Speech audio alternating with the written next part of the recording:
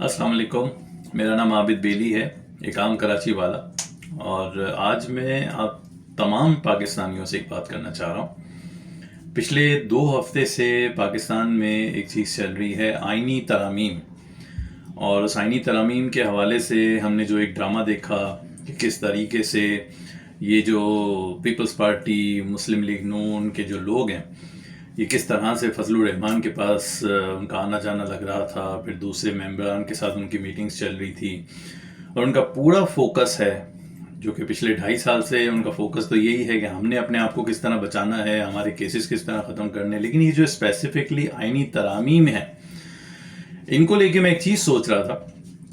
کہ ہماری جو قوم ہے وہ اتنا اس نے اپنے آپ کو ارریلیونٹ کر لیا ہے اس معاملے سے کہ سمجھ سے بالا تر ہے۔ کیونکہ ہمیں میڈیا کے تھرو بتایا یہ جا رہا ہے کہ یہ جو ہے 3 چیف کو سنبھالنے کے لیے یا ان کو ایکسٹینشنز دینے کے لیے یہ سارا کچھ کیا جا رہا ہے، لیکن ایسا نہیں ہے۔ یہ جو آئینی ترامیم ہیں، یہ بیسیکلی یہ 2 پارٹیاں ہیں،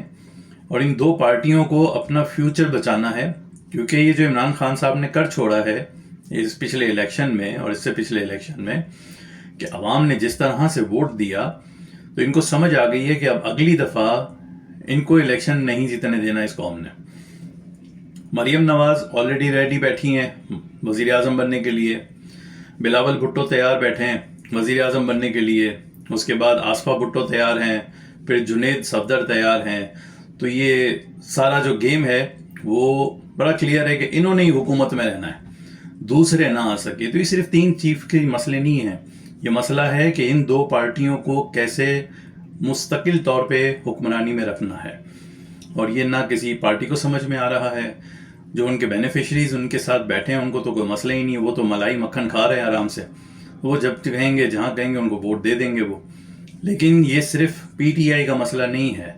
یہ جماعت اسلامی کا بھی مسئلہ ہے، اور چھوڑیں جماعتوں کو، یہ تو ہر پاکستانی کا مسئلہ ہے۔ کیا آپ لوگ یہ چاہتے ہو کہ آپ کی اگلی نسل اور اس سے اگلی نسل اور اس سے اگلی نسل بھٹو اور شریف خاندان کی ہی حکمرانی میں رہے؟ کیا آپ لوگ یہ سمجھ رہے ہو اس بات کو؟ تو براہ کرم اپنے آپ کو اس معاملے سے ارریلیونٹ مت کیجئے، یہ بہت ہی نقصان کا باعث ہوگا۔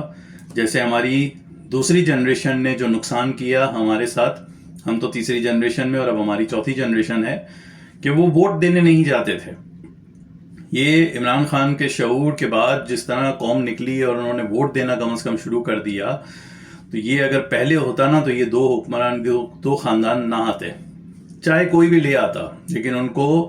ایک مزاحمت کا سامنا کرنا پڑتا۔ اور اب اس وقت ہمیں اپنے تمام اختلافات کہ جی یہ تو جماعت اسلامی کی کیمپین ہے، یہ تو پی ٹی آئی کی کیمپین ہے، یہ تو فلاں کی کیمپین ہے، نو، یہ پاکستان کے مستقبل، پاکستان کے وارثوں کا مستقبل، پاکستان کی یوتھ کے مستقبل کی بات ہو رہی ہے۔ اور اگر یہ آئینی ترامیم ہو گئیں تو ان کو، کیونکہ ان کے پاس اتنا مال ہے، ہمیں لوٹ لوٹ کے انہوں نے اتنا مال بنا لیا ہے کہ یہ کسی کو بھی خرید لیں گے۔ تو کیا آپ نے اپنی ینگ جنریشن جو اگلی ہماری نسل ہے ان کو ان لوگوں کی حکمرانی ہوگی، ہمارے بچوں پہ یہ حکمرانی کریں گے، یہ آپ لوگوں نے سب نے سوچنا ہے۔ یہ 25 کروڑ کی جو عوام ہے، ویسے تو کہتے ہیں کہ جی 22 کروڑ یا 20 کروڑ ہے، لیکن یہ 25 یا 28 کروڑ کی جو عوام ہے اس کو یہ سوچنا پڑے گا اور اپنے آپ کو ریلیونٹ کرنا پڑے گا اس معاملے سے کہ آئینی ترامیم جو ہیں 50 سے زیادہ یہ نہیں ہونی چاہیے، اور نہ یہ ہونے دیں گے۔ یہ صرف وکیلوں کی تحریک نہیں ہونی چاہیے، یہ ہر سول سوسائٹی کی تحریک ہونی چاہیے۔ ابھی ریسنٹلی جو ایک کراچی میں الیکشن ہوا ہے چیمبر کا، تو جیسے اس چیمبر کے الیکشن کے لیے محنت کی ہے نا تمام تاجروں نے، تو تھوڑا سا اس کے لیے بھی محنت کر لیں، کیونکہ آپ کا مستقبل اس سے کنیکٹڈ ہے۔ بہت شکریہ۔